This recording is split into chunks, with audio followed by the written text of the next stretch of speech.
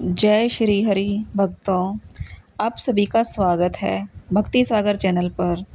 आज हम जानेंगे पुत्रदा एकादशी का रहस्य, व्रत विधि, व्रत कथा और इसका आत्मिक महत्व। पुत्र प्राप्ति की कामना रखने वालों के लिए यह एकादशी अत्यंत फलदायी मानी जाती है। लेकिन क्या आप जानते हैं, यह एकादशी केवल संतान ही नहीं बल्कि पितृ ऋण, कुल रक्षा और आत्मशुद्धि का मार्ग भी है। आइए प्रारंभ करते हैं। पुत्रदा एकादशी का मतलब पुत्र देने वाली एकादशी। यह वर्ष में 2 बार आती है, पौष मास की शुक्ल पक्ष की एकादशी और श्रावण मास की शुक्ल पक्ष की एकादशी। दोनों ही एकादशियां संतान प्राप्ति और संतान सुख के लिए मानी जाती हैं। इस दिन भगवान विष्णु की पूजा की जाती है, विशेष रूप से श्री नारायण के वामन रूप की। हिंदू धर्म में संतान को केवल वंश वृद्धि का माध्यम नहीं बल्कि धर्म, कर्म और आत्मा के विकास का कारण माना गया है। आइए जानते हैं पुत्रदा एकादशी व्रत कैसे करें। व्रत की पूर्व संध्या दशमी को सात्विक भोजन लें, ब्रह्मचर्य का पालन करें, रात को श्री हरि का स्मरण करते हुए सोएं। एकादशी तिथि को सुबह सूर्योदय से पूर्व स्नान करें, पवित्र वस्त्र पहनें, व्रत का संकल्प लें। मैं आज पुत्रदा एकादशी का व्रत भगवान विष्णु को समर्पित करता हूँ या करती हूँ। आइए अब जानते हैं पूजा की विधि। घर के मंदिर में श्री हरि विष्णु की प्रतिमा या तस्वीर स्थापित करें, दीप प्रज्वलित करें, फूल, तुलसी, पंचामृत और नैवेद्य चढ़ाएं। ओम नमो भगवते वासुदेवाय मंत्र का जाप करें। उपवास के नियम जल, फल, फूल पर निर्भर रह सकते हैं। निर्जला उपवास भी कुछ लोग करते हैं। अनाज, मांसाहार, लहसुन, प्याज, तामसिक भोजन वर्जित है। पूजा सिर्फ श्री हरि विष्णु की ही होगी।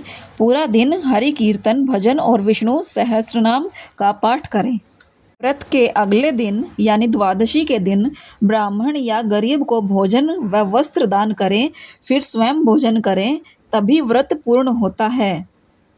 आइए अब सुनते हैं पुत्रदा एकादशी की प्राचीन और पवित्र कथा।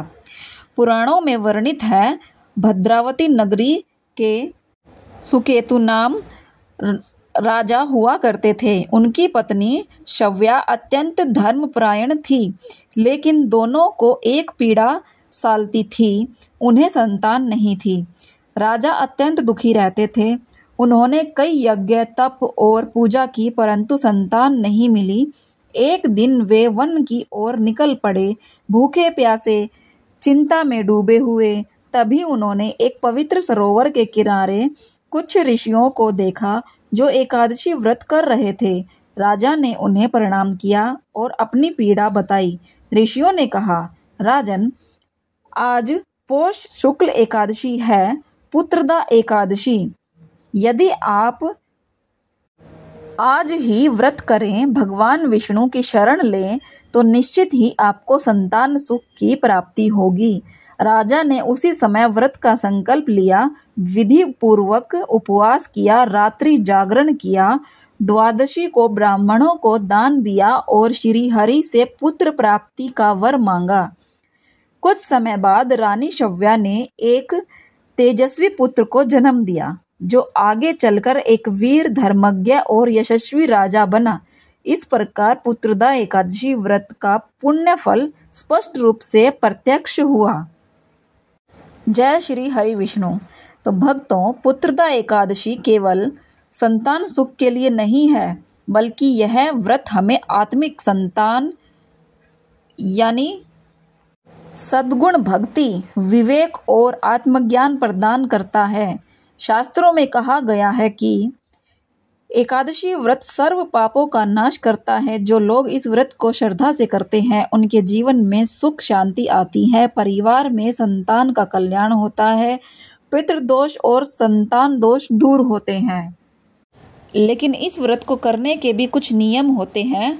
एकादशी व्रत के दिन हरि नाम का स्मरण करें, किसी को अपशब्द न कहें, तुलसी पत्र भगवान विष्णु को अर्पित करें, मांस मद्य अनाज का सेवन न करें, दान पुण्य करें, क्रोध झूठ और आलस से बचें, सात्विक जीवन अपनाएं, व्रत को केवल औपचारिक न माने, उसमें भक्ति भी होनी चाहिए।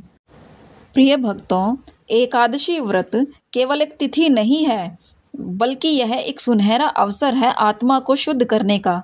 पुत्रदा एकादशी हमें सिखाती है, जो भी सच्चे मन से भगवान श्री की शरण लेता है, उसे कोई भी कष्ट नहीं होता, उसकी सारी इच्छाएं पूरी होती है।